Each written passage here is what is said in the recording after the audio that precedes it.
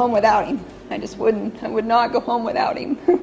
A family dog shot by a Rogers County deputy recovering from surgery this evening. It's an update to a story we first brought you yesterday.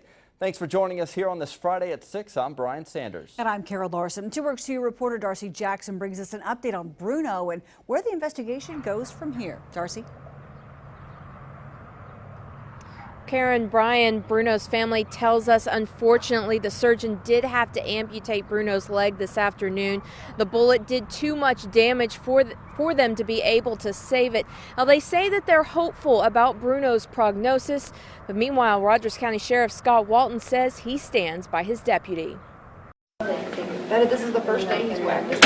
As Bruno headed into life-saving surgery, his family stayed optimistic. In the past 24 hours, his story has caught the eye of thousands online. I'm talking Oklahoma, Colorado, Texas, Arkansas, Georgia. Just warm wishes and kindness and sweet thoughts and concerns. And the operation was invasive. Bruno's shoulder was shattered and in pieces. There's not enough bone left to hold it together. Bruno was found by his family bleeding from a gunshot wound on their porch. A Rogers County deputy left a note saying he shot him after, he says, Bruno attacked.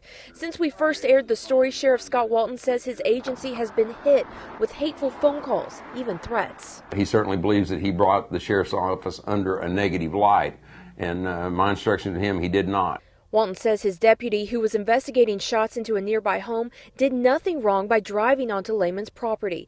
Lehman says Bruno did nothing wrong by protecting her property and that he didn't bite the deputy. But Walton described the dog as aggressive. He says the safety of his officers is something he takes seriously. If it gets to the point where it's expected that a law enforcement officer gets out of his vehicle and can't take any action to protect his own safety from getting mauled by a dog, then I think we're in the wrong business.